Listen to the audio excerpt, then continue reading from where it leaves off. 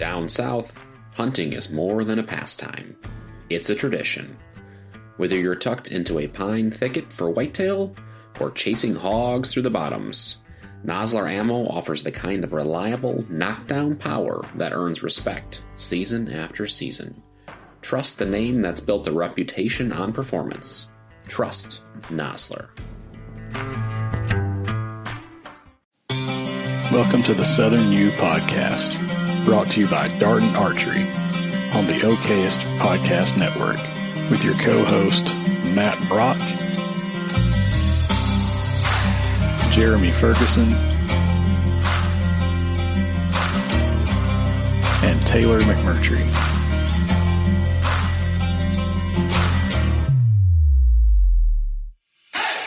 If you're looking for all things land-related in the Southeast, you came to the right place. Whether it's real estate, habitat, wildlife, or just being outdoors, this is the place for you.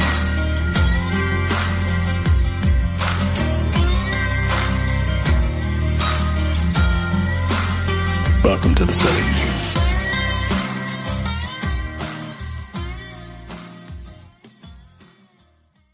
What's up, everybody? Welcome back to another episode of the Southern U Podcast, where we discuss all things land-related. We talk hunting, we talk land, we talk timber, we talk real estate, and anything else we can think of. We've known to chase a few rabbits.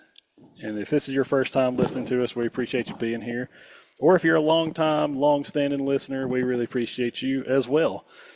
Today, this is episode number 51, I believe, and we have got a good one. We've had some of you guys reaching out. If you know, the temperatures are starting to drop across the Southeast. It's getting a little cooler. College football is on the horizon. Who cares? So is deer season, but more importantly. So everybody's kind of getting the itch to get outside, start slinging some arrows and start, pulling trail cams and seeing what all bucks we've got to hunt this season. So in that same spirit, we've had several of you guys reach out recently and ask us about fall food plots and, kind of preparation for that and what things to plant, the timing of it. Should you disc, should you drill, no-till drill, all the things. So we figured who better to have on the show, a returning guest and longtime sponsor, Mr. Al Tomechko of Vitalized Seed. Al, what's up, man? Hey, good to have you. Yeah, the Buckeyes play on Saturday, so we're I forget. I don't know what it is. Like, I don't associate you with like Ohio. I don't know why, but I think of you as like Kentucky or like Southern Illinois. Or he is very proud that he's not in Kentucky. Yeah, I'm just like I'm a proud Buckeye, buddy. I am a proud. Buckeye. Golly, man. Now it's got me questioning everything in life. How did we get hooked up with a Buckeye? Like, at least you didn't say Michigan, because I have a lot of guys. Because Jared's out of Michigan, my partner, and a lot of guys. That's right. Yeah, you're in Michigan, right? I'm like, whoa. No. You gotta stop right there. But awesome. I'm a pretty big college football fan, so I always watch some games. Don't watch very much pro, but I think it's more so just the timing of the season coming in. And like you were saying, it's bow season. You come in after a morning bow hunt, turn on a couch. I don't care who's playing. It could be SMU. Put it on. You have a bowl of chili, and you're like, "Where are you going to sit this afternoon?" Like, that is just the best. It is. So I'm excited for this time of year. And I cannot believe the temps we're going to have for the first week of college football. It's awesome. Unbelievable, man. I mean, here. Normally this time of year, we're heat indexed. Y'all have been seeing it the last few weeks. 110, 115. Yes. Just roasting. And I walked outside this morning, and I think it was in the 60s. Yeah. And I was like, what happened?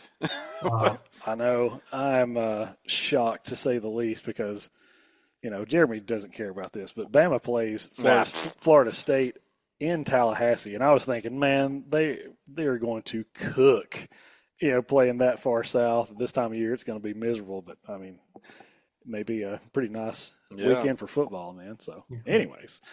Absolutely.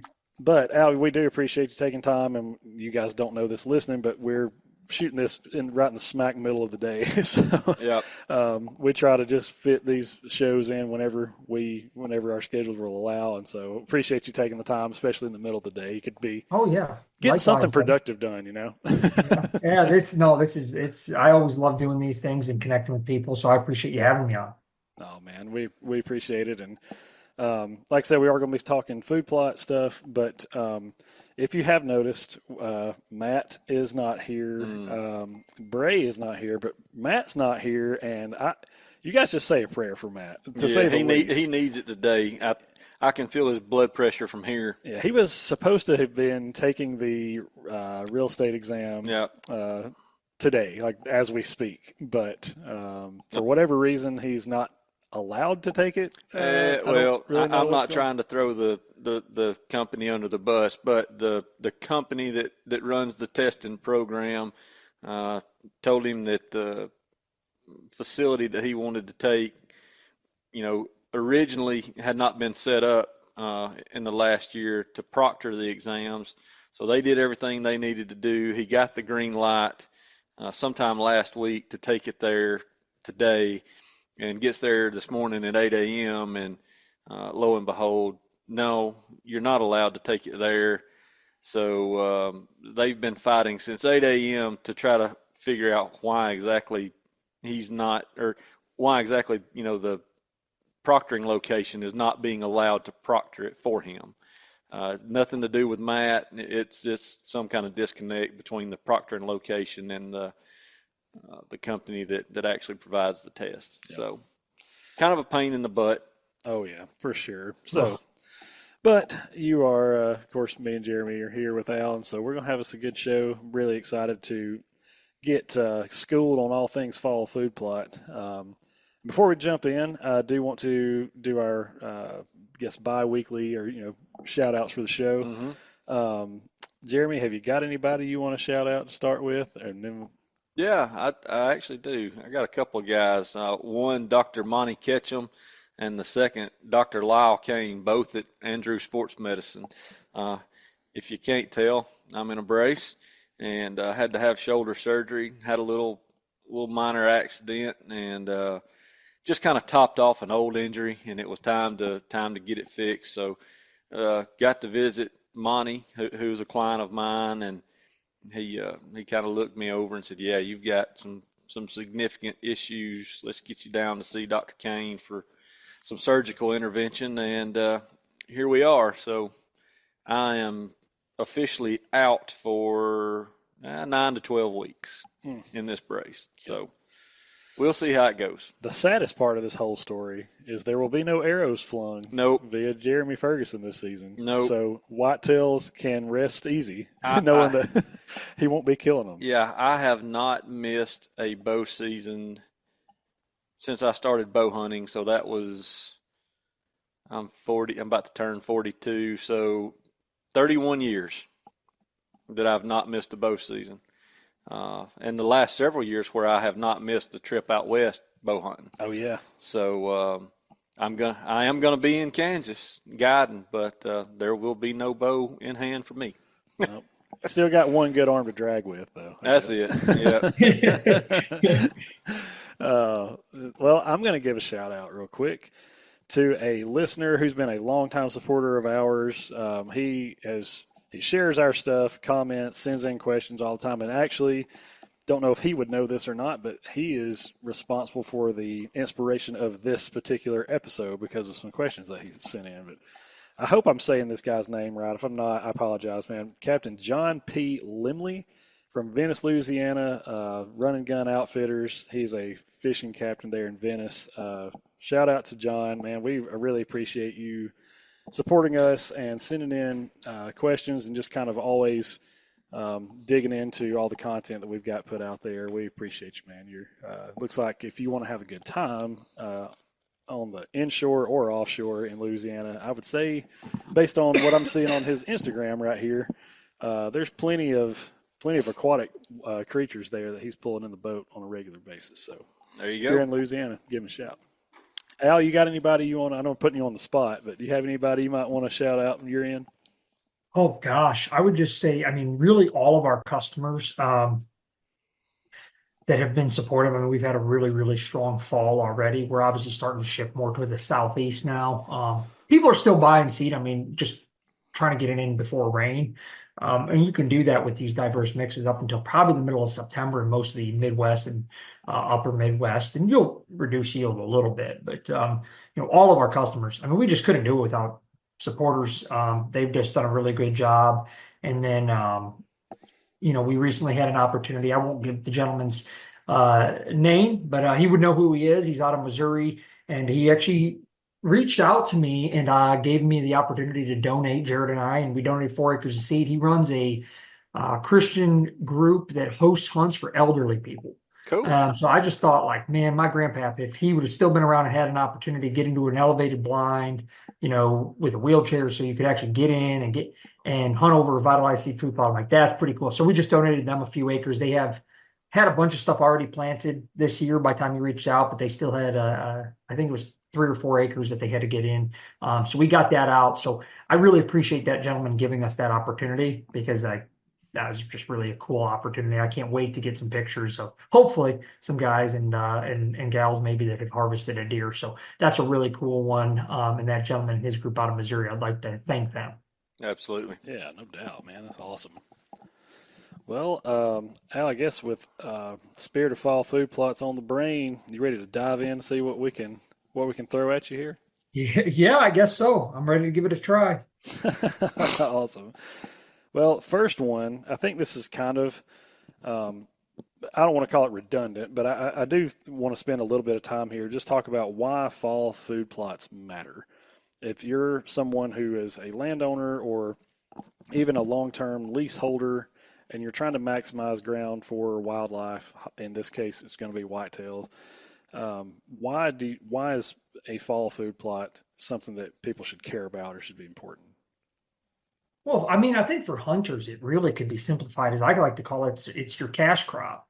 I mean, for hunters, right? I mean, people go, well, why would I do a summertime crop, right? I'm not going to make a difference on a antler size. We could go down that whole rabbit hole, right? But from a fall food plot, I'm like, that's your cash crop as a deer hunter. If you want to harvest animals, you can hunt oak ridges and you can hunt secondary succession. You do all these other things, which are great.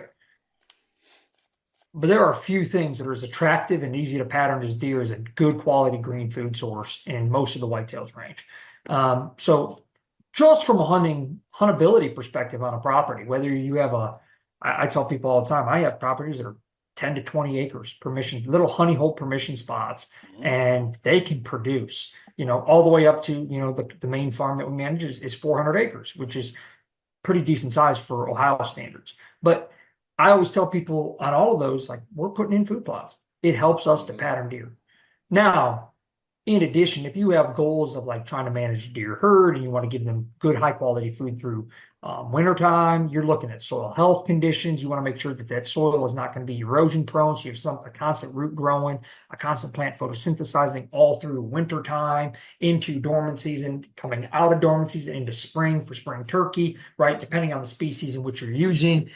Those are all additional benefits, right, of that fall food plot. So I think it really depends on, the scale that landowner has to work with, and are you trying to manage deer? Are you trying to hunt deer, or a mixture of both? But I mean, there's very few things you can do that are going to impact your hunting directly as growing a good quality food source. And I mean, I'm not saying I cut a ton of timber. That's like number one, managing timber, overall habitat. But just from a hunting perspective, a good quality food source really can pay dividends from your encounters and opportunity to harvest an animal. Mm-hmm. Well, and you said something there where you're talking about like fall food plots, particularly to harvest a deer. I've kind of got a follow-up question there of like the difference between a fall plot trying, what we would even around here call kill plots versus just a plot that is there for long-term herd health. Like, is there a difference between the two things, or are they virtually the same things in your eyes? I certainly think there's differences. I mean, typically in my mind, if you're looking to try to feed the deer herd, it's just a matter of scale, really. I mean, you're looking at how many acres can you put in? Is it 5? Is it 10? Is it 30? And then also you're trying to maximize, which, I'm biased on this, but you're trying to maximize not just what you can feed the deer, but for what duration you can feed the deer. So when you use a highly diverse fall mix to try to feed the deer on let's say a 10 acre or 20 acre assessment of a property or planting of a property, and you have things growing from the time you plant it all the way through next spring, right? You're feeding that herd that entire time. Now you want to make sure that ruminant animal has the woody browse and all the things that you guys talk about. Matt does a lot of great videos on fire, like all that stuff, Jeremy too. And that's all obviously critical because that's going to give them that diversity to balance that rumen. But you're literally then feeding those deer from the time you plant it all the way through, and you're feeding them a very diverse mix or diverse diet based on diversity of mix. With that being said, those kill plots can still be the same mix, but I just think you got to be realistic. Like I always tell people, you plant a quarter acre food plot, you're probably going to have really good encounters, right? And you're certainly not going to hurt the deer, but you could mathematically do how much does the deer have to eat a day, how much tonnage is this producing, and you could come up with a statistical analysis of like, well, how much am I truly impacting a deer, or if you want to extrapolate that out to the deer, how much am I really impacting around a quarter acre versus 2 acres versus 5 acres? But I think every little bit helps. And that's really, to me, the difference. I plant the same mix, other than like logging trails and stuff. I pretty much plant the same mix, which is our carbon load, which is a highly diverse fall mixture in all my plots, whether it be a kill plot or whether it's a feeding plot or a destination food source is another term a lot of folks use. And then I try to plant on my trails in something like diverse clover mixes, clover and oats and things like that to help with erosion and just add a little bit more food on the landscape for the deer. But that's how I define them differently. I'm not really looking to change my planting methods. It's more so just setting your goals as a, land manager. Yeah. Yeah. I mean, like in my eyes, I guess the only thing that and I could be wrong, like totally wrong on this, but it's really just the size of it. If you've got a monster, whatever to say, a 20 acre piece that you try to plant in something, well, like I guess with a rifle, it's probably still huntable and you probably still have some success or something. But with a bow in your hand, they kind of need to be small, or at least relatively small, so that you can maximize maximize your encounters. But I don't know that there's a difference in what you plant necessarily. I don't change it up either. On all of our properties that we're managing, carbon load is the backbone. There's some straight clover plots that's managed, in certain instances, especially depending on what soil type it is. But by and large, it's all drilled with carbon load. And I would say on that too, like, not that I want to sell, less seed or whatever, but I'm very realistic. And I would say to somebody, if you have, let's just use that 20 acre perfectly flat field, and you got your box blind up in the corner, and you put in 2 or 3, 3-foot diameter exclusion fences, and you get out there the next year and you go, there's no difference between outside and inside the exclusion fence. To me, if I was doing, I go, what if we cut this field to 10 acres and we make the back a tree planting, or we do a fall or winter disking to create forbs, like to add more diversity to the landscape for the whitetails and still have a high quality food plot. I'm not saying to get rid of that, but you might not need that many food plot acres in that case. Now, I would say 95% of the people I talk to, you either need to plant more food, shoot more deer. Like that's and I would say by plant food, I use that loosely, because that could be with a chainsaw, that could be with fire, that could be literally planting, food plots, or likely you need to do a mixture of all three. But in the case, and it's rare, but it does happen, where somebody's just, who doesn't love being on a tractor? I mean, they're tractor happy, they want to plant.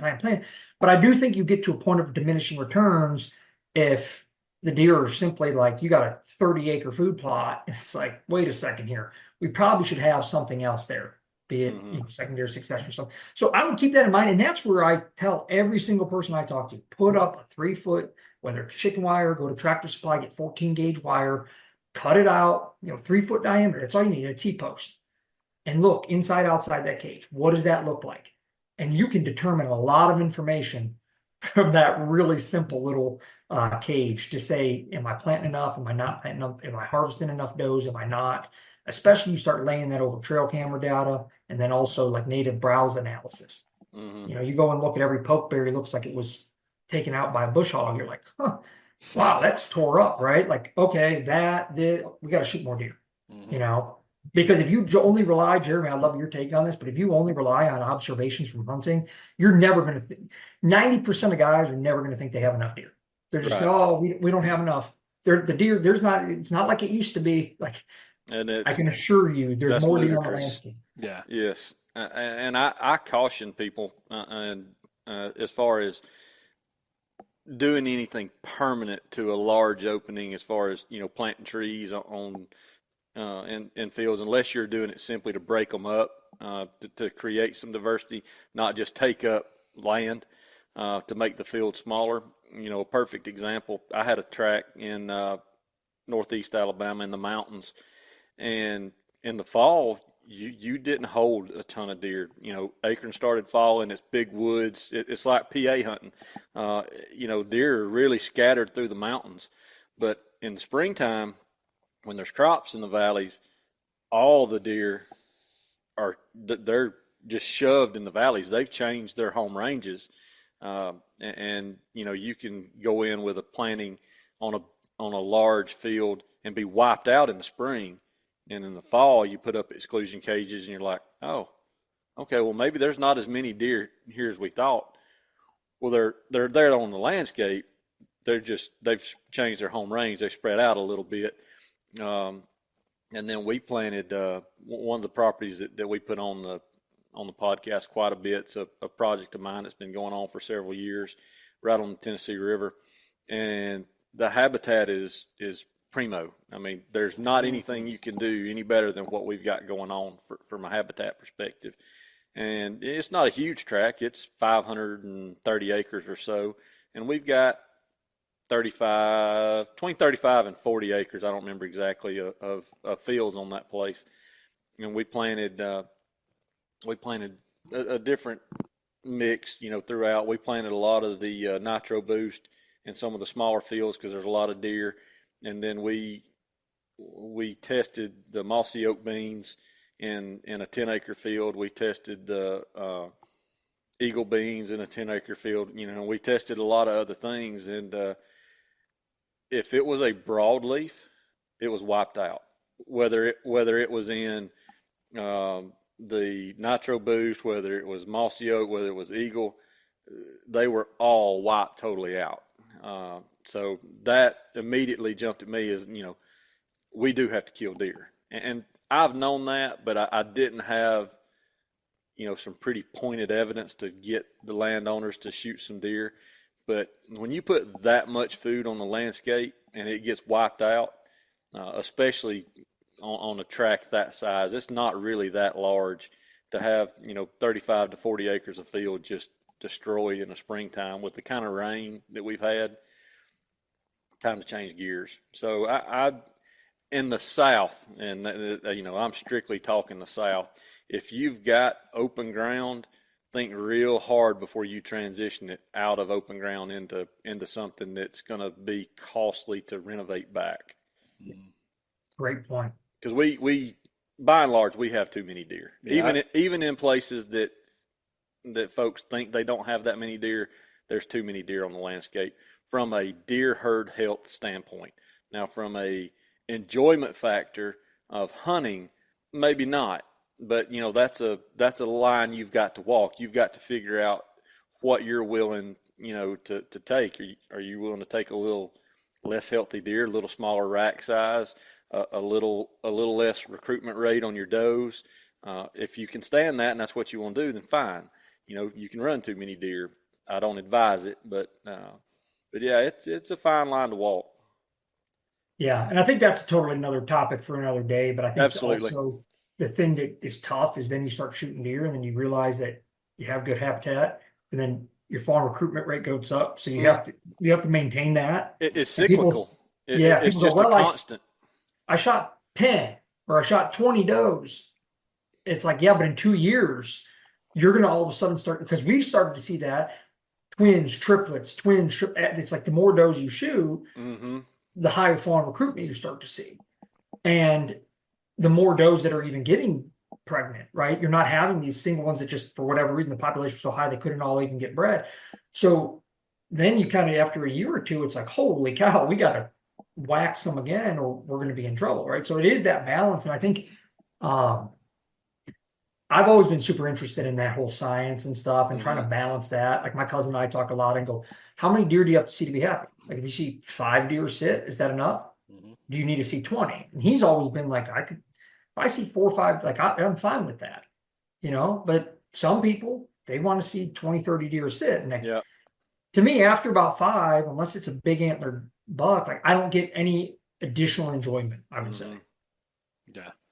And I think part of it is like, just as a hunter, it feels good to know that you're at least in the game. If you're sitting somewhere over and over and over and you're just not seeing anything, it's like either we don't have deer or I just suck. And I hope that with the experience that I've got in the woods and the time that I've spent doing this, hopefully I don't suck, or at least not that bad. Hopefully it's that there's not as many deer. But I mean, I have been in clubs before where they've literally changed the rules the following year because, okay, this is our rules for harvest. This is what we're going to allow people to take. And then that season goes by and some of the regulars, or especially some of the older retired guys that want to go sit in a shooting house and overlook a big green field go, oh my gosh, man, we're just not seeing any deer. There's no deer here. We're killing too many. We got to change the rules. And it's like, well, I hunted the same spot. I just went 75 yards into the timber instead of sitting on that green field, and I saw as many as I could, you know what I mean? Deer everywhere. So, and I think it's both and not either or, I guess, if that makes sense. Right. It's kind of a combo effect there. Well, that's the biggest thing I want to clarify, because anytime you do a podcast, I'm sure you all can relate. You go, man, I wish I would have clarified this. Is I think both Jeremy and myself and Taylor's mentioned, like, taking a lot of data before just blindly doing any type of decision. Sure. I mean, really making sure you feel confident, talk to neighbors, do those things. But certainly when it gets circling back to food plots, that little 3-foot, that's such an easy thing. And by the end of the year, you can look and say, okay, now I at least have an idea. That's right. Sure. So that's right. Yeah. Data is number one. And it's far too often the one thing that people don't do is they don't track what they're doing. Oh yeah, absolutely. Well, I mean, like in many things in life, you make decisions based on emotion. Yes. That usually doesn't work out too well. The second question here, let's talk about kind of like seed and forage choices. So obviously, I mean, this is not really, I didn't mean to like lob up a softball for you here because we know that you guys sell mixes and blends and things like that. But what are kind of the best fall, specifically to the fall species, like brassicas or cereal grains, clovers, that sort of thing for the fall? Yeah, I mean, so I'm a huge fan of mixes. We sell, monocultures, if you will, or I mean, they're still mixes of clovers and stuff, but relatively speaking, it's a monoculture. I mean, it's the same species or family of species. But my favorite is diverse mixes like our cardamom. And the reason is not, yes, my focus when I started writing blogs, well before I ever planned on starting a company, was, I love shooting deer, but was really around soil health, right? And soil health practices. And I'm an avid gardener and doing all those things as well.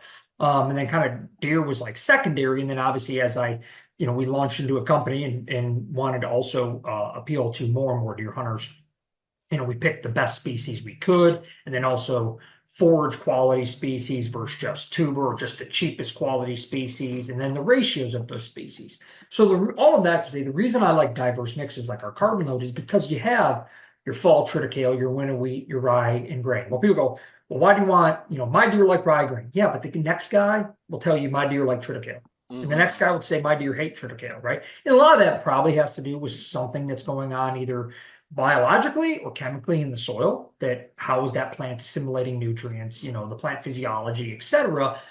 But it's a lot easier to just say, okay, well, we're going to give you a triticale, winter wheat, rye grain, cereal, same thing. Some people call it either or and oats, right? Well, those are all really good quality grains. They're going to overwinter in most of the whitetails range, maybe like really North Minnesota or something, but nobody, I don't think, well, you might have a couple listeners from Canada or something, but for the most part, in your area, they're certainly going to overwinter. So they're going to feed deer, they're going to feed the soil, right? Then you have a species like I call them kind of ice cream species, super attractive, good early bow season. That's things like, buckwheat, oats do tend to actually be one of those as well. You're going to have your winter peas, right? Austrian winter peas. Most people are very familiar with that. And then we use annual clovers. Well, annual clovers are great because they grow quick, they fix nitrogen, they balance out your grain component of a mix, and they're going to stay green and lush, not just in deer season, but next spring, which is like, I think Jeremy even this past year did a couple really nice videos for us. He's like, just look at this, because that's really when it shines. I probably get more texts. I get a lot of texts during hunting season, guys. Oh, look, I killed my target buck, or my son got their first deer. It's amazing. But in the spring, people are like, what is in this? Because they just can't believe the tonnage that comes out of spring, or out of winter, excuse me, into the spring. And that's where your clovers go. And then, of course, you have your brassicas, which your brassica species, we do things quite a bit more unique than others. And that's that we have about 10% brassicas in our mix. The reason is deer tend to like them, and in most of the whitetails range. Also, it's very good for breaking up compaction and things like that. Now, where we go different is we use things like Winfred forage brassica. Why is that important? Well, we started this conversation off talking about a lot of people are planting small kill plots. They have a lot of deer. They're trying to manage these things. Winfred forage brassicas is an expensive, top quality forage brassica that's made to be browsed, and then it's just like an eagle forage bean, puts on another leaf. Very similar. It ought to be a lot cheaper just to put in a whole bunch of purple top turnips. Right. But I always say I'm not going to sell anything that I won't use in my own. So when you have a mix of this much diversity, then we put in some chicory in there too. Again, that really shines the next spring coming out of winter, puts down a big deep taproot. So whether you're in sandy soils and you're looking to pull nutrients up, or you're looking to, and it's also deer love it, or you're looking in hard compacted soils to kind of break some hardpan, chicory does a great job of that. So that's another one that we put in there for attractiveness. So when you add all of those species together, and remember, deer are concentrate selectors. So when you do that versus our plain old brassica mix, you never clean the table.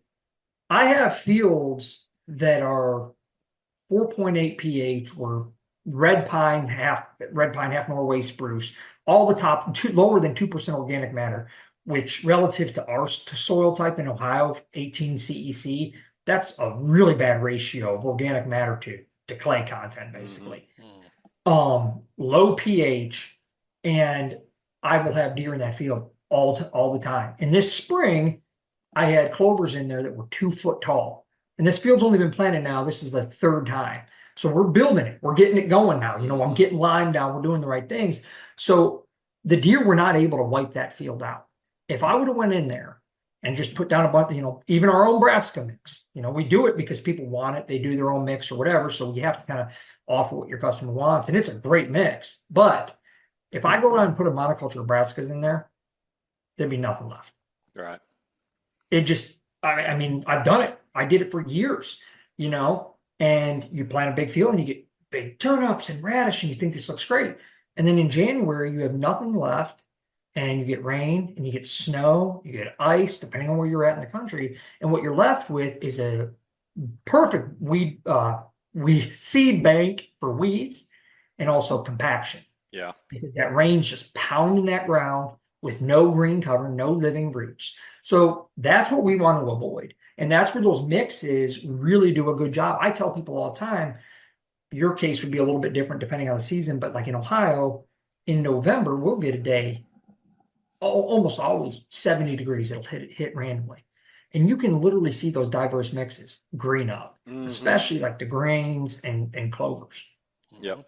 Whereas like, again, if that was just a monoculture of brassicas or just standing soybeans, like you want to hunt over standing soybeans in Iowa, late muzzle, there's probably very few things that are as consistent as that for shooting a big deer. But put some, if it's mine or you want to do, put something over the top, whether it's with a drone, whether it's one of these blowers. Like I have done some videos with the extreme blower product. You feel that, do something to add that diversity, because those deer are going to want to go in there. They're going to want to eat the beans, and then they're going to want to balance that rumen. I did a whole video on our YouTube. I interviewed an animal scientist, and she does I don't want to say doesn't know anything about deer, but her focus is cattle. But I wanted to understand ruminant biology, at least to the best of my ability to comprehend it. And she went through this, and like when you hear her talk and you think of it in the concept of a deer, it's like, why would I ever want just one species in a 2, 3, 4 acre field? Right. It makes, I mean, it really, from how a deer eats and and they want to pick and move, and you'll see that in these diverse mixes. So again, I'm biased. I understand that, but that's my take on doing this for a long time and talking to a lot of people, have a lot of people planning why you want to look at these diverse mixes. Yeah, and I want to bring something up on the diverse mixes. It's on the priority list for 99% of your customers. It's way down the list. For me and Matt and Bray and other folks that are so head over heels into the wildlife stuff, it's a lot further up the list. And even for me, it's even further up the list because of my wife, because she really likes birds and insects and butterflies and all that. But I mean, and I've been putting out videos for 3 or 4 years now, using y'all stuff on my farm to renovate a couple of fields that were previously a motocross track. The number of species of migratory songbirds, the amount of pollinators that we have on our farm is unbelievable throughout the year. We were sitting out there the other day. I'm pretty immobile right now, and wife wanted to get out and check cows and all that, and so I got out, and the number of birds that we've never seen prior on our farm that are in that nitro boost mix out there now, it's unbelievable, Al. I mean, really, it's crazy. And I mean, as a matter of fact, we've had birds show up that I even sent them into the state because supposedly they don't come through here. And Wow. we've had some sightings and kept up with them. And obviously pollinator health is very, very important, for many, many reasons. But just the amount of food, there's always something pollinating. You mentioned the chicory, and my wife's got no idea what chicory is, outside of the confines of what, is it tea or something? Coffee. Coffee. Yeah. But I spilled a little bit of y'all's mix right under my shop, under the eave, and all of it started coming up, and I didn't want grass and all that, coming up, but the beans died out pretty quick. But the chicory has subsisted, and the number of flowers that are on chicory plants when they mature, and the amount of insect and bird activity around it is unbelievable. I mean, it's really crazy. So that's another reason, for me to go heavy in diverse mixes is it. We shouldn't be focused on just deer when we're doing all these things. From a wildlife standpoint. I mean, obviously we're not, but the amount of good that those diverse mixes and those species do for non-target species, it's phenomenal. And of course, I've been using it for, forage, but it's for cattle. And let me tell you something. I mean, even for cattle, it's unbelievable. Yeah.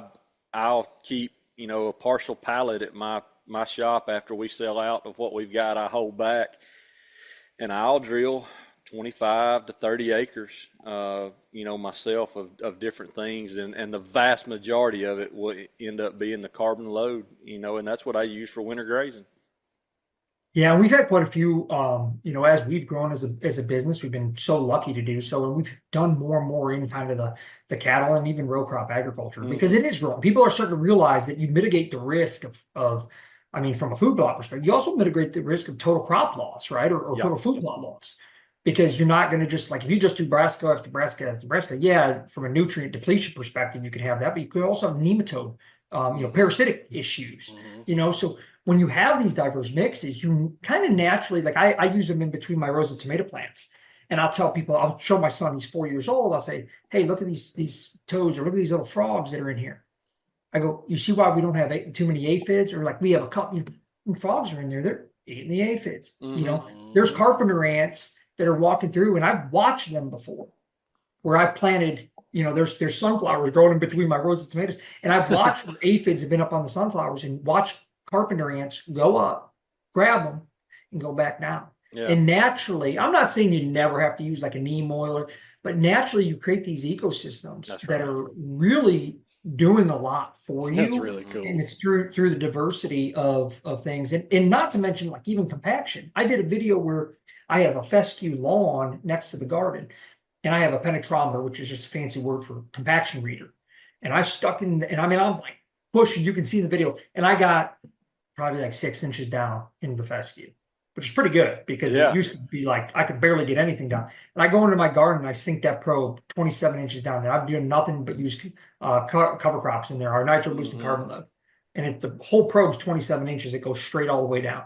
That's cool. So not only is it good for, I mean, just imagine the nutrients that are getting pulled up there. And again, the deer are going to know that, your other species are going to know that, and you really mitigate your risk too. So that's why we really love it, and we're big advocates of that from a soil health perspective and also from a wildlife perspective. Yeah, and you mentioned the gardening. I am not an avid gardener at all. One, don't have time. Two, I'm not a heavy vegetable eater anyway. I'm not a really heavy eater of anything these days. But one of the spots that I've shared on film 2 or 3 times is where I plant corn. Sweet corn for my family and neighbors and all that. They all come over and pick. I fought with pigweed really, really bad early on. So I had started using Zidua to try to get rid and combat, the pigweed. But the last 2 years, we've planted the carbon load in the fall, and all I would do is one time I tried not terminating and just planting green, and then this last year I still planted green, but I terminated as well. I just sprayed Gly over it. Neither time. So now I've tested both ways, and I don't think I'll have to terminate anymore. I've had a tremendous corn crop, no fertilize, and no pigweed problem. The reduced tillage is why I'm not having a pigweed problem, because you go out there and kick the ground, you're going to get pigweed even though I've fought with it for 2 or 3 years. But the weed suppression and the nutrient deliverables from the nitrogen standpoint that's thereafter is unbelievable. Yeah, absolutely. Al, I'm gonna play devil's advocate here because I know we've talked about diverse mixes. Is there ever a scenario where you do plant a straight monoculture or something where it's like, I just want to plant this field in clover, or I just want? Is there ever a time where that's a good idea? There's always. I mean, yeah. I never really speak in absolutes. I guess that's just part of my. I mean, I really like science. It depends. Yeah, and it kind of I like to really take a step back. But I would say, yes, there's times. In knee jerk, I would say like logging trails. Like I like, we have a clover chicory notes blend that I use on all my logging trails. And I'm not, amending those or anything like that. I'm just trying to get something established to reduce erosion, right? But I mean, certainly the deer are in there coming out of a clear cut and they're eating on it. I mean, it's not nothing, but I'm not like overly concerned there. So that's one area where I'm like, yeah, let's do a clover. I have a permission piece of ground that the gentleman lets me put in some strips of carbon load, but then he also has honeybees. So he really wants me to put in perennial clover for him, as well as some pollinator type mixes. So like, well, pollinator is super diverse, but for the perennial clover kind of on, these got like a ditch that runs drainage ditch and things like that. Well, of course, that's another good example. The other time I would say would be in a case like Jeremy was saying, where people have gone in and right, wrong, or indifferent, they kind of dug their heels in and I'm going to use tillage, and then they have a really bad pigweed or something else problem. And that's where I think you do have to maybe consider like a Roundup Ready variety of like a soybean or something, just for a year or two to try to get it under control. That's right. I have had some people do that with the Nitro Boost, and then I'm not the best on all the herbicides. I try to keep it pretty simple. I'm not against it. I just don't know. There's so much chemistry out there. It's hard to kind of keep up. But like I've had it up. Some people use the Nitro Boost, and I think it's like quincorlac, which you can use on switchgrass. They can spray that, like if you have like say foxtail. So it'll kill basically the foxtail, but it won't really kill your grain sorghum and stuff. Mm-hmm. But, or at least it shouldn't. But that's kind of gets a little bit more difficult because the timing is supposed to be when the foxtail is only like Yes. 4 or 8 inches. And a lot of guys, as you know, they plant something and then to try to come back, you know, they might not get back for 2 months. So all of that to say, that's when I sometimes will consider like, well, maybe you need to do a year or two of a Roundup Ready product, at least for that spring. But then I would still use a heavy diverse mix like the Carbon Load in the fall. Yes. And then the key to that is you can't go back in like Jeremy. You cannot go then back in and run the disc through there because you're just gonna. You're not bring it all back up. You're not gonna disc your way out of pigweed, Right. just like you're not gonna roller crimp your way out of a fescue pasture. People don't like when I say that, but there's certain methods for doing things, and you have to understand like realistically what are the goals going to be. You're not going to roller crimp your way out of fescue pasture, and you're not going to disc yourself out of pigweed. Right. At least, if somebody can prove me wrong, I'd love to look at the research, but typically you're not going to. So those are cases where if you're going to implement a prescription like that, then be very cognizant of what is the future going to hold, because you're going to be right back to where you didn't want to be if you go back in there with a disc or a plow. Yep. Gotcha. And likewise, with that being said about disking and no-till, and I don't know if you're going to get to that or not, Taylor, but I'll just mention it. I just had this talk with I interviewed a soil scientist. I'm going to end up releasing that probably early September because got to do some editing. You guys know that game. But one of the things we talk about is like, if you're going to go in there and disc it, pull a soil test and make sure you get your phosphorus, your lime, all that, get it into that root zone. Don't go in and, oh, I'm feeling like disking today and disc, and then be like, oh man, I got 5 ppm of phosphorus in the soil. Well, yeah, you can unlock a lot through biology, but if you're going to go in there and disc, you might as well get the lime and the gypsum and everything else that you want to get and get it down into that root zone, and then fit the field, and then go into a no-till program if you want from there, but those are some things that I would say if you're going to do either a monoculture and or a heavy disking program, make sure to take those steps. That's my opinion, at least. Yep. Gotcha. I gotcha. That's good stuff here. Moving on, let's do maybe like some soil prep and planting basics. Like, assuming we've all talked about this a lot, like, so I don't want to spend a ton of time. We all know, like, before you do anything, you need a soil test. Figure that out first. Once you've kind of just established what your soil needs, obviously you make preparations to amend the soil amendments and those sort of things. But assuming that's already done, from there, what's kind of the simple step or simple prep that hunters can, maybe on a limited budget and that sort of thing, what needs to happen next, or how does that process need to progress in planning their fall plot? Yeah, that's a great post soil test, I guess. Yeah, great question. So yeah, assuming you have the soil test, and even with the soil test, I always tell people you still have to, like anything, you got to set your goals. I got guys who pull a soil test and then I'll do an evaluation and they're like, well, I don't really want to spend that much money or I only have this much. I'm like, okay, then let's prioritize for year one. Let's focus on lime, right? Like, so even with that, like, start there. The biggest thing on soil testing, and I won't go too down the rabbit hole, but try to the best of your ability or reach out to somebody to understand how nutrients move. Because like, if you're like, okay, I got, to your point, I'm going to broadcast, I got an acre, I got my seed, I got my broadcast spreader, I'm just going to give it a boost. I'm going to go put triple 13 down, and all I'm doing is broadcasting. That phosphorus that you're spending money on, it's not going to move. It's going to sit in the tub for probably 10, 15, 20 years, maybe, if you're lucky. Maybe some shallow cover crops might help move it, but it's really not a good investment. You'd be much better off going with a natural product or considering a foliar application or something, at least in those first couple of years. So trying to understand that. But all of that to say, I would say figure out how you want to plant. So I have some people who are like, I am not touching herbicide. I don't care if, what science says or doesn't, I don't want to use it. Okay. So we have to decide. So you're going to till, or, what's there now? Okay. Let's say this gentleman wants to till. Okay.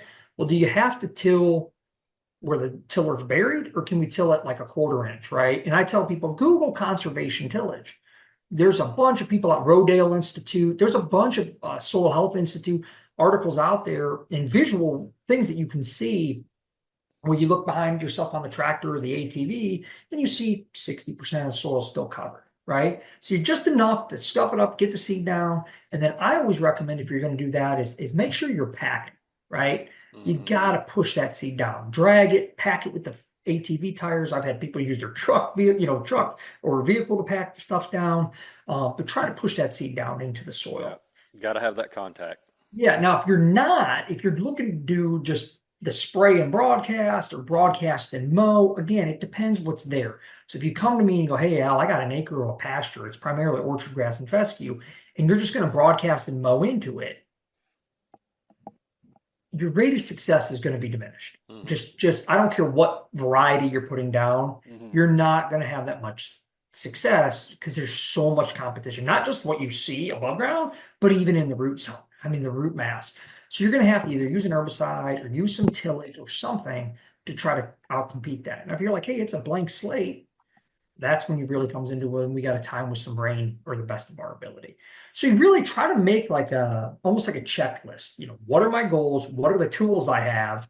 And, what's my timing? And from there, the last thing I would say is adjusting seeding rates. Because every one of those first decisions that you make, kind of going down that decision tree, is going to impact how is my seed rate going to be impacted. So if you're just broadcasting and mowing, for example, let's say you had a stand of soybeans and you're going to go in there and broadcast and mow or just broadcast over the top. Well, you're going to have to increase that seed rate because you're going to have stuff that's sitting on a soybean leaf that a bird comes by and pay, right? Like you're going to just lose some to predation. Whereas if you're going in and doing a total tillage and fitting the seed bed and putting it down and using a cultipacker, you probably get away with a little bit, lesser on the range of seed rate. And then obviously with a drill, you can really fine tune that into, I've made adjustments up or down a pound or two just because I'm, neurotic and I want to make sure things are exactly how I want them to be. But I would say that those are some of the tips that I would give to somebody who's just starting out so you can understand seeding rate and things like that. Oh, and the last one I would say for broadcast, because that's a lot of people. If you're doing an acre, take a half acre rate. So if it's our carbon load, take 22.5 pounds and get that 22.5 pounds evenly spread on the whole acre. I don't care if you got to run, if you got to walk, if you got to crawl, get the 22.5 pounds on that acre. Then start on the other side from where you started and use the other 22.5 pounds and go the opposite direction and get that. That will ensure that you're getting even spread. Yep. If you're using a drill, calibrate it. Amen. And guys, good Lord, if you rent a drill from your local co-op, seed conservation district or soil conservation district, whoever, clean it out. Check it for proper function. I've rented many, and going into a place that we've done a lot of work to get things right, and pull a drill out there and get to the barn or the shop and look down in there and it's fescue or it's ryegrass. You're like, oh Lord, have mercy. This is the last thing we want introduced here. So spend time, and I would generally say off-site of properties that are well managed to do maintenance, clean those drills out, make sure everything's working properly. Yeah, I had a customer call me and they said that a spider had made a nest inside of one of the drop tubes, and they just poured and went. And then they got to the end of the day and they realized that something seems off. I don't know. They opened the box and they could see in the one cup, it said, so they had a whole row missing on all their planting for the day. And there's little things, if you just calibrate like that day or the day before, well, you'll see when you get under the drill, it dropping out of every hole. If not, put a hose down in there, do something, not a water hose, but a vacuum hose, do something to try to ensure that those, tubes aren't clogged, or double disc. If somebody before you ran through a bunch of stuff after it had been mowed and they clog up double disc, I've seen mud packed in. Those are little things that, like, a screwdriver in a few minutes of your time will save you a big headache if you are renting a drill, and some things to check if you're renting a drill. Yep. And if you own one, we're still working on some places that are new, so we're still doing some primary tillage to get things leveled, get fields the way we need them, terraced so that we don't have erosion problems. a 5-minute shower that's pretty heavy will absolutely clog up your drills. So if you get a little moisture, check it, get off every few feet, because you're going to, especially in clay content like we are here, it's going to grab and it's going to build and it's going to plug. So a lot of times if you get just a tad of moisture on fresh dirt, you probably need to call it for at least a few hours. I know. What was it? I guess it was that drill where you made the video of having to take a hammer and kind of tap those, and then with a water hose shoot down in it or whatever. And look, that was exactly what happened. Yeah. We had rebuilt a waterfowl impoundment, so we had in areas that we were, cutting and filling to get it back level to ensure proper drainage. We had bare dirt, and it came a shower. The rest of the field that we're planting that's got vegetation on it, man, I was rocking. I didn't have any problem. As soon as I hit that bare dirt, I looked back and I could see, that the packing wheels didn't look uniform, and I was like, that's a problem. So I got off, and I'd only gone, 75 yards, 100 yards, so I hadn't covered much ground, and got off, and it had plugged, 5 or 6 of the rows on the drill. I'm like, yep. Okay, this is going to be an issue. I got to shut down for a little while. Yeah. So I went, cleaned it all out. We waited till the next day and then started back and finished it right up. But you just got to know when to call it. Sometimes you just can't force it. Yeah, and there's little tips that I think no matter what you're doing or how you're planting or equipment you're using that you'll find. Like we have a lesser expensive drill, and if I couldn't do it without my buddy who's just super mechanically inclined. We made a ton of changes and stuff. It's a set little 6-foot Tar River. We've added a bunch of weight to it. It's fine. We can get in some tight spots, but we've made a lot of changes, and we like to plant green. And one of the things you'll find on that particular unit is when you're planting green, and even some friends who have like a Great Plains. So they have if you're using the 3-point on a Great Plains, their drive wheel's kind of in the teeter-totters in the center. Yep. Well, if you're planting green, it's awesome. I mean, I don't ever plan on planting any other way, but sometimes those drive wheels can get bound up. So like that's another thing. Like every once, just keep a pair of like loppers or pruning shears with you, and every acre, 2 acres, 3 acres, whatever, you want to get a drink of water, stretch your legs for a minute, jump out and check that. And little things like that, a thing of pruning shears and a longer screwdriver, you can bust a lot of that out, and boy, it'll save you a headache. Because if you don't, sometimes there's so much pressure there. I mean, one, you can have a lot of heat build up. You can blow bearings out and all sorts Absolutely. of stuff. So that would be another tip. Like we've kind of learned that over the years as well. So it's always a touch and go. Plant slower is better than faster, I'd say too. That's another little tip. We plant in our terrain around 2.5 to maybe 3 miles an hour. That's about max. It's pretty rugged terrain. Obviously, if you're a little flatter, you might be able to go a little faster. But those are little tips for planting fall food plots if you are renting a drill or you have your own. Yep. And I tell people, because we get asked a lot of questions on, what drill's best. You start spending money, or what implement's even best. There's plenty out there that will fit most use cases that don't have to be expensive. But you do have to understand that each implement has some type of limitation. And before you purchase, you need to understand those limitations. The biggest question we get is between a Furminator versus a true no-till drill, or something min-till, something like that. And Furminator's great, but they have uses that they fit better than others. And then occasionally Great Plains is going to have something that they do. One of the big things with Great Plains is their weight. They're built well. They're really heavy duty.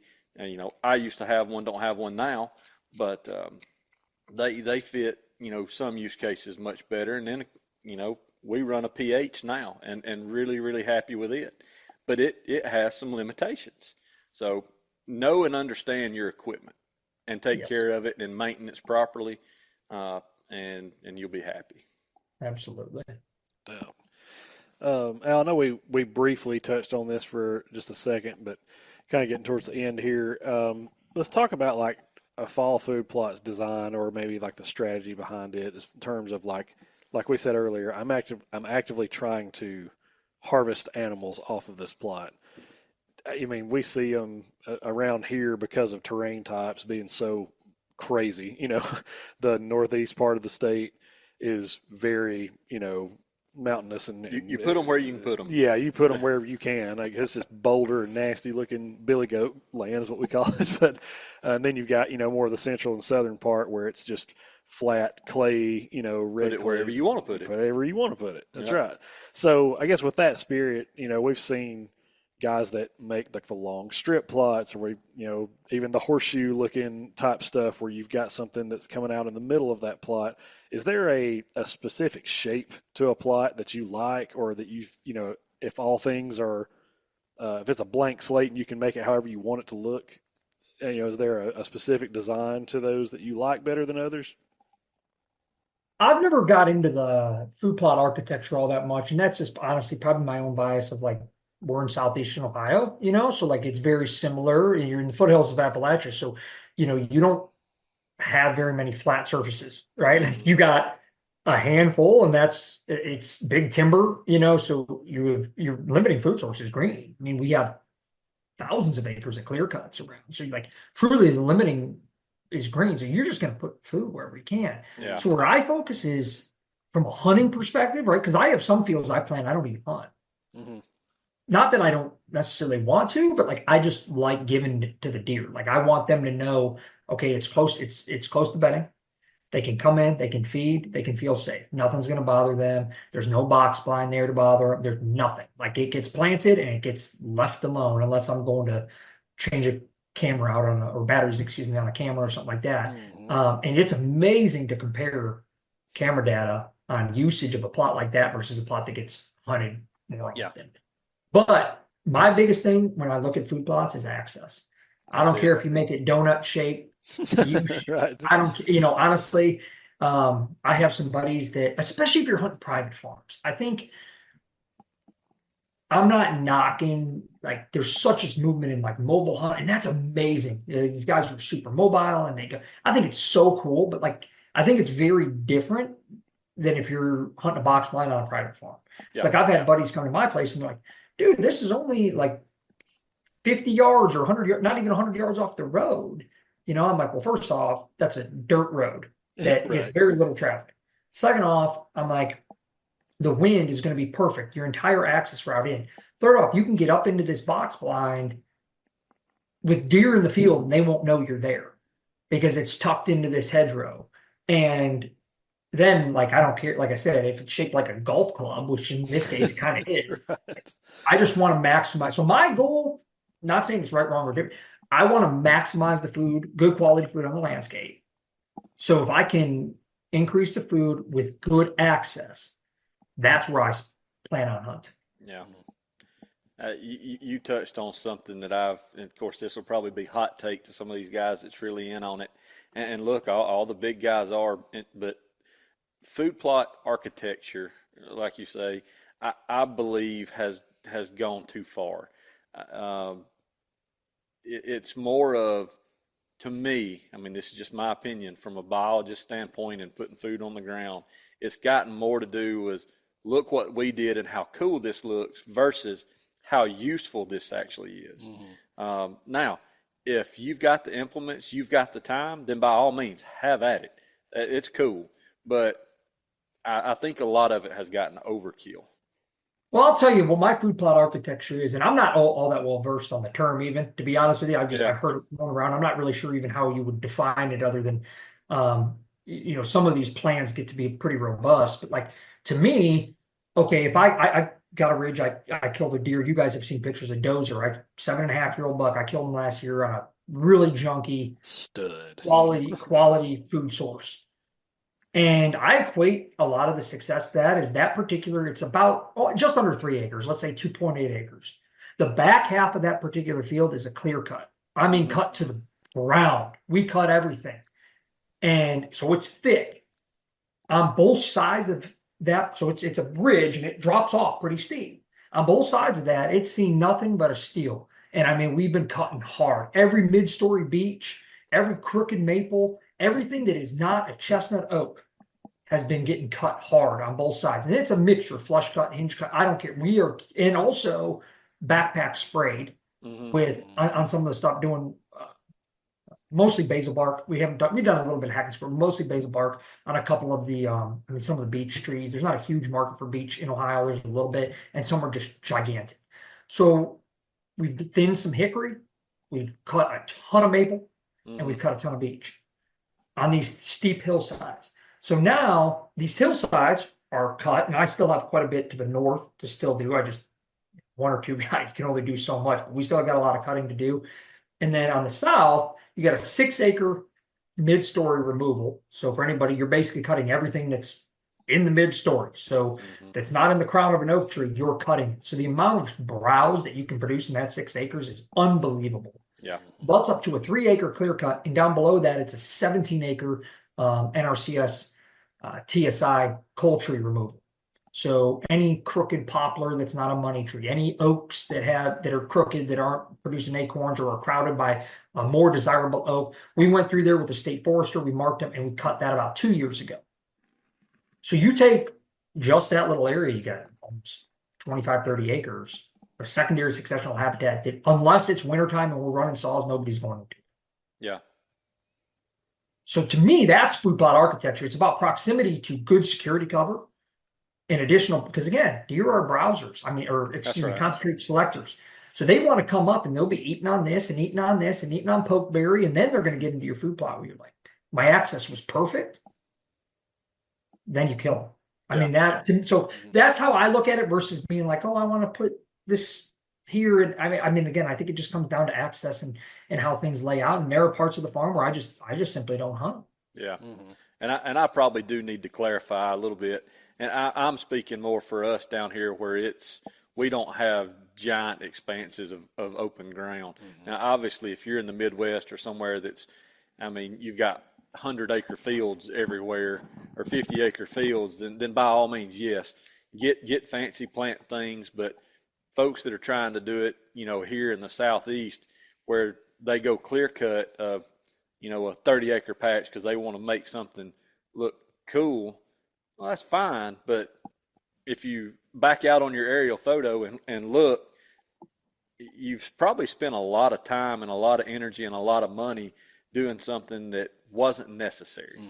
Now, if it's still a goal and you've got the time and money, have at it. Yeah.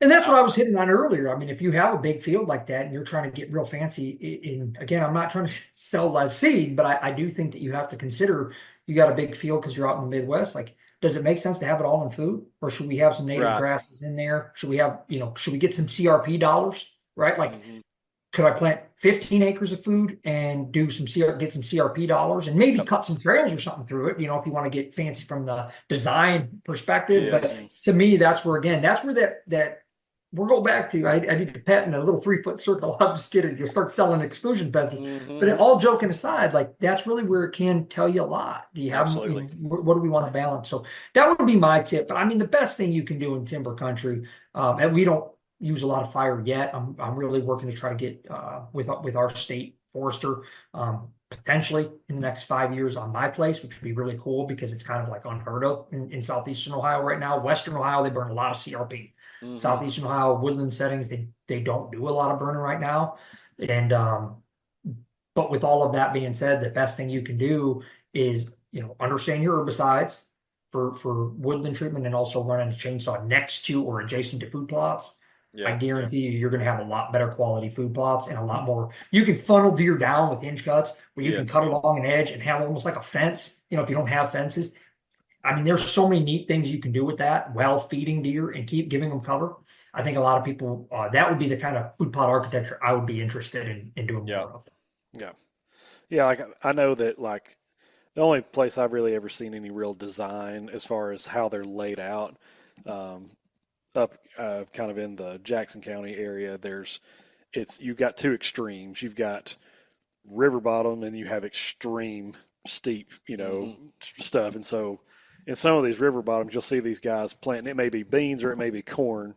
And then you'll see, like, this is the box blind, and it's like a lane that's cut through here, a lane that's cut through here. It's just so it gives you kind of some angles and stuff. And it's like, the idea is that they can't just look out in that field and just see each other.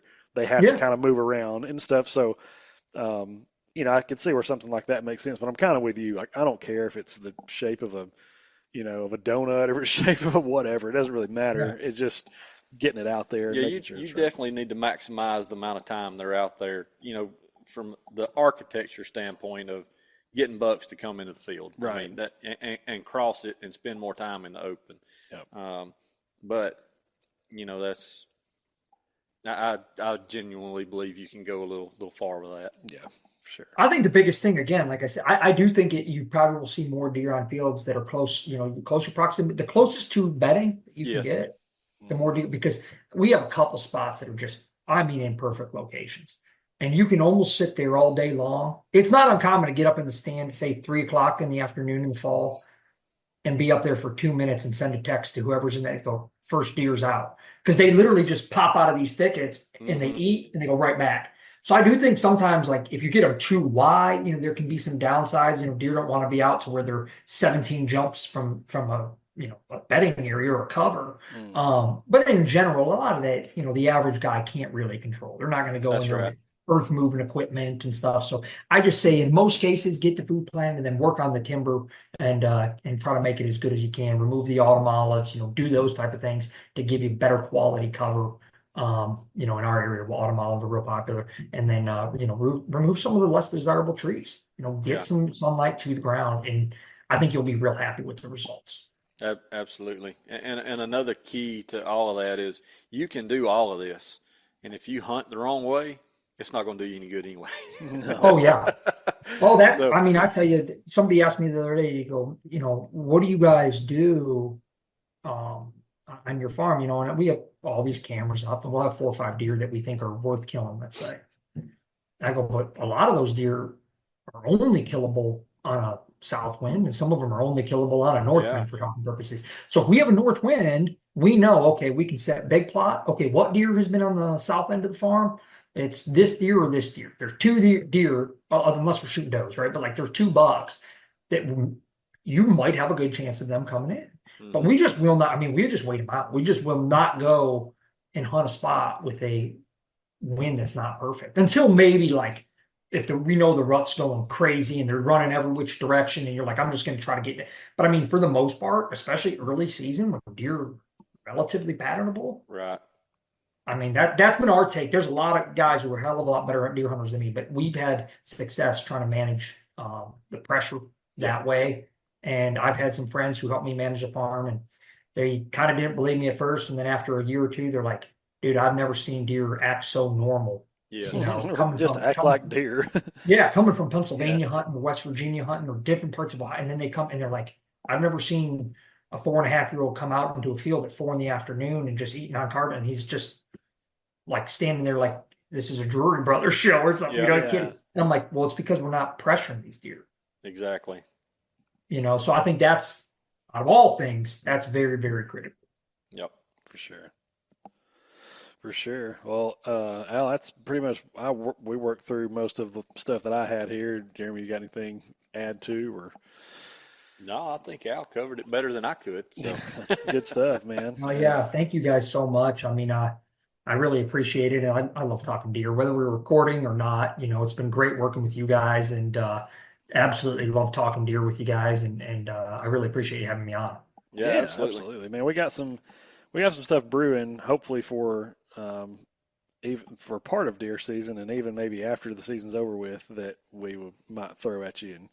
And hopefully, if it all works, we got fingers and toes crossed over here big time. If all that goes well, but if it does, then we have some cool stuff. We might be able to get you to head south for a weekend or so. All right, I'm ready. Thank you guys so much. I really do appreciate it. And if any users have questions, reach out to us. Vitalize Seed. I think you guys tag us all the time, and we're on all major Instagram, social media, I guess I should say. And then our website's just Vitalize Seed. Contact us as my cell phone, call, text, email. Jared's email's on there. So if you guys have questions, reach out. And y'all, for the listeners, I've worked with most of the large seed companies through the years. I can't say enough how good y'all's response is when people have questions. I can't say it enough. if you have a question, you've got concerns, you reach out to these folks, and you're going to get an answer quick. Yep. And that's really impressive because I know y'all are busy, y'all are covered up, but the amount of care that you guys display with your customers is phenomenal. No doubt. Well, I always say we don't have customers, we have friends, and we really do try to stick by that. Yeah. We've listened to the customers. We added bulk pricing. We have free shipping. We include an inoculant in every bag of seed that's humic based as well as rhizobium based. We actually added another species to the mix this year, but we didn't dilute the mix at all. It's still 55% grains. We added Persian enhanced clover, which looks like alfalfa, but it's a little bit easier to grow. It just does a really nice job.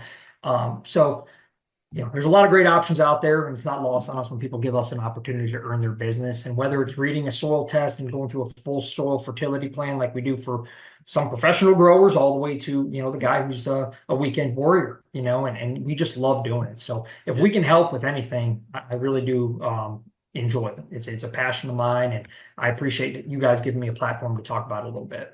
Absolutely. Oh man, look.